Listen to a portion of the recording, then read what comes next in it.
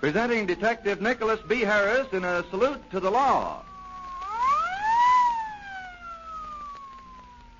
Ladies and gentlemen, we again bring you Detective Nicholas B. Harris, chief of the internationally famous Los Angeles Detective Agency bearing his name in another dramatized true-life story proving the folly of committing crime.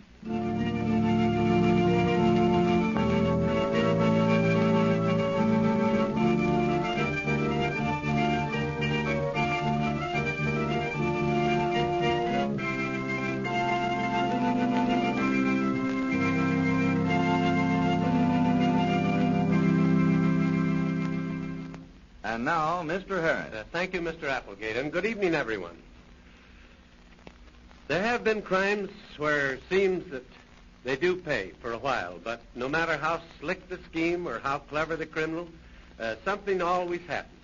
Tonight, I'm going to tell you the story of a master criminal who was literally getting away with murder.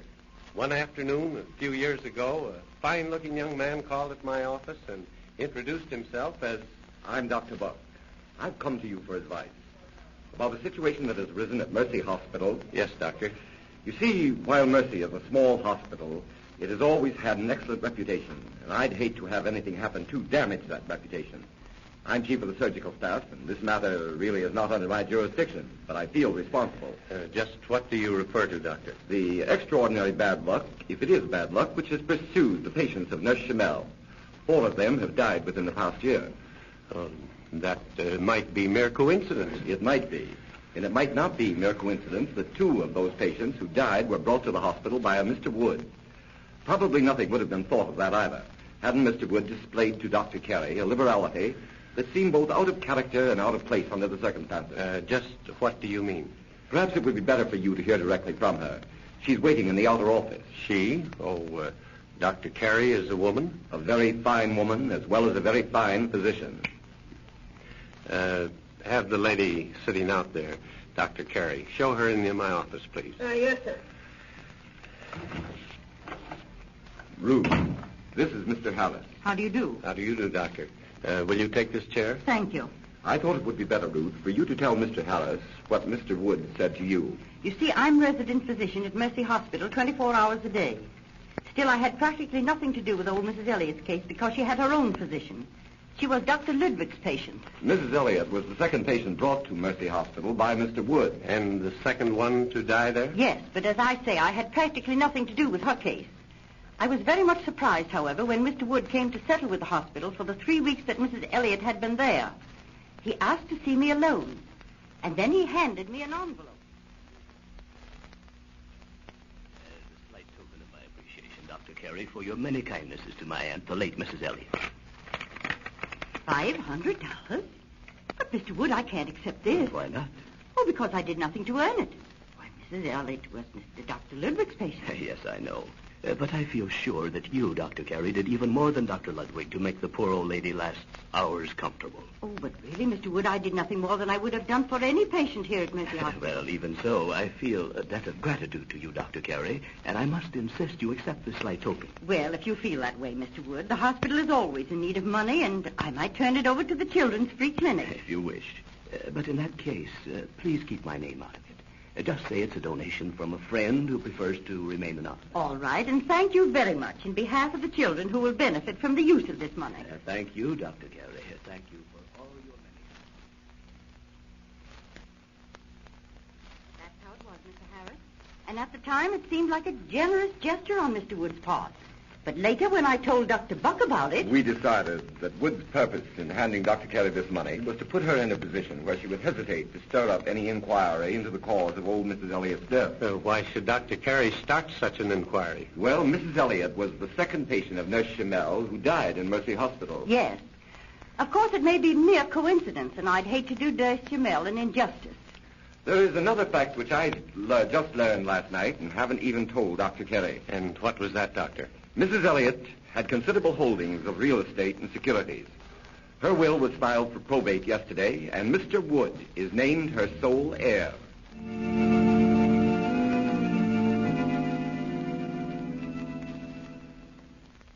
Well, George, that looks suspicious.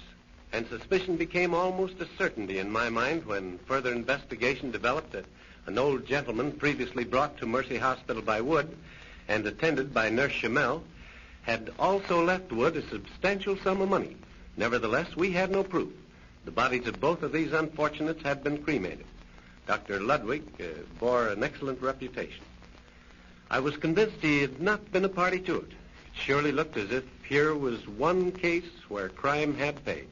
And then one of those strange coincidences happened, which always occur sooner or later. What was that? I was sitting at my desk going over the case file when the phone rang. Yes? Mr. Parker here to see you. All right. Send him in, please. Al Parker, eh? Come on in, Al. Have a chair. How's the movies? All right, I guess, Chief. When you left here, I thought you were all set in Hollywood. Yeah, that's what I thought. Then you never had a chance to show what you could do as an actor? Oh, sure, I had plenty of chances. Old men parts. And I was good at them, Yeah, too. I don't doubt that, if you were good. Good. Say, I was swell. Why, I hung around the parks watching those old birds with one foot in the grave till I had them down pat. Shaky hands, croaky voice. So you've been acting old men's parts. Yeah, but... All right. Al, I think I got a very good job for you. Go over this folder on the Woods case. I want you to get acquainted with this Mr. Wood. He travels a great deal. I wouldn't be surprised if you could meet him on a train and a dining car. Perhaps that would be as good a way as any.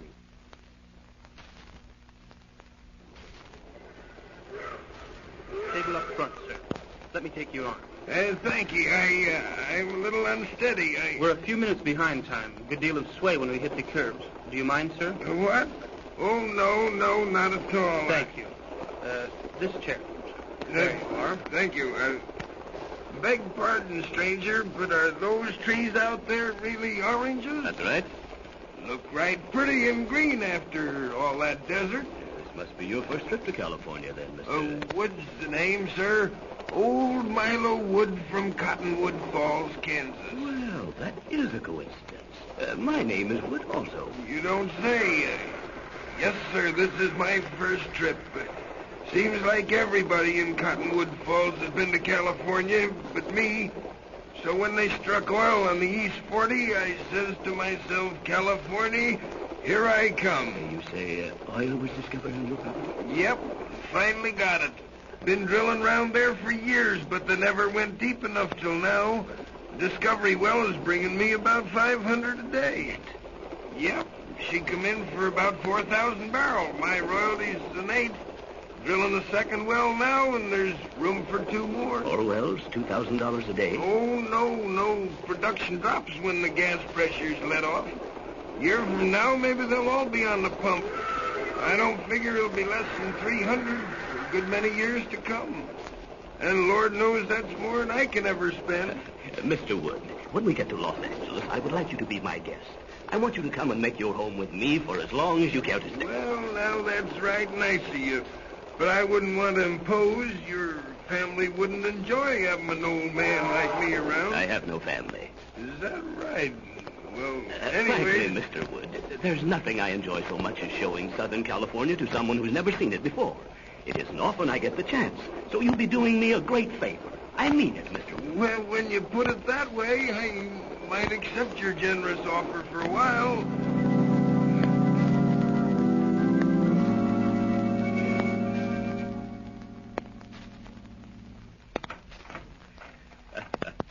Well, that's your first day in Hollywood. How did you like it?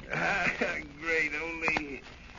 Ain't it too bad they couldn't have struck that oil 20 years ago while I still had pep? What is it? The matter? Nothing. Couldn't get my breath for a minute, that's all. It gave me a scare for a minute. Look, there's something I think I better tell you now. What is it? Well, I didn't come out here just to see the sights or enjoy the climate. No, to tell the truth, neither of those are the main reasons. You see, I ain't got a single living relative in this world except a nephew. And I haven't seen him since he was a little feller, just learning to walk. My brother and I quarreled about that lucky 42, come to think of it. He lit out for the coast and died there, and I never heard a word as to what become of him. Uncle. Why, Uncle. But you said your name is Tom, and this boy's name was Oliver. Thomas Oliver Wood. That's the way I was christened. But I dropped the middle name, haven't used it for years. So you're Oliver. Well, my boy, I'm sure glad I found you. I certainly am having a run of luck. Striking oil and finding my long-lost nephew all inside of 2 weeks. Yes, sir, I certainly am. Oh, pain again here. Now, lie down. By my heart, try and relax here on the davenport. I'll call Dr. Ludwig and see if I can get Nurse Chanel. They're both very good and very reliable.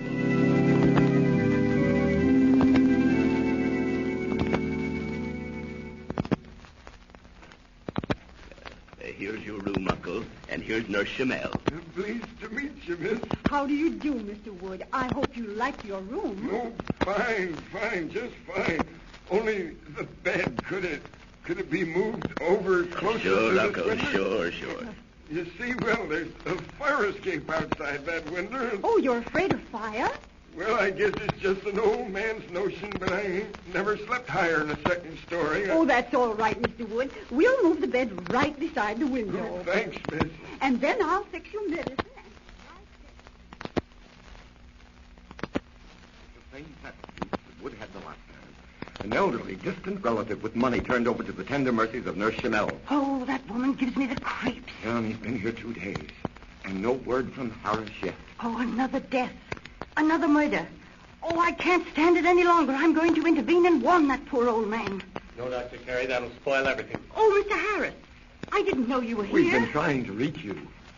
I've been pretty busy getting some chemical analysis made.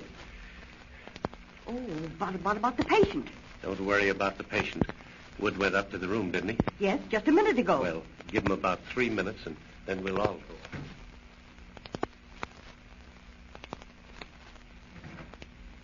Nurse Chanel, come here. Yes, Mr. Wood. You see, Well, he acts dopey, but his heart action is still strong. after 2 doses.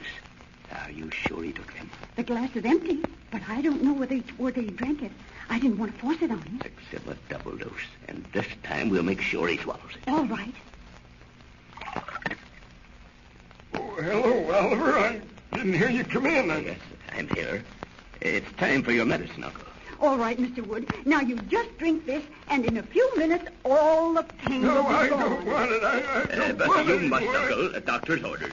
Yeah, but Oliver, I don't want it. I tell you, I won't drink it. You'll drink it, and you'll like it if I have to hold you down. That's it. Never mind his legs. Jump on his stomach and hold Right, his arms. right. Got him. Oh, I'll hold his nose till he opens his mouth. Open your mouth. Open your mouth, I you. can't hold him until Yes, take that, you dirty murderer. You say where you are, Wood. Darn it, gee, she spilled the medicine. We won't need it. There's enough poison in those 2 other doses that you handed through the window. The fire escape to kill an elephant. And I ain't no elephant, am I? No, you're a mighty good actor, Al. A mighty good actor.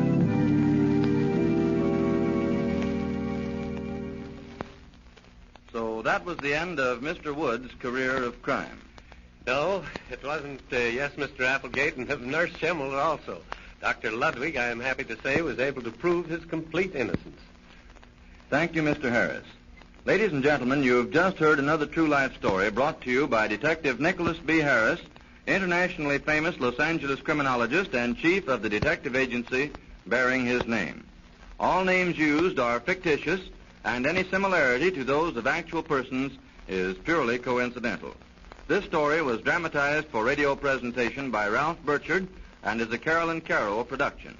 Those participating in this radio drama were Mary Ryan, Betty Windsor, Aldine Brenneman, Jack Burke, Bob Polton, and George Conkling. And now, may we call your attention to a new series of crime prevention programs featuring Detective Harris entitled How Detectives Work. This new series is heard each Sunday morning over this same station at 10 o'clock.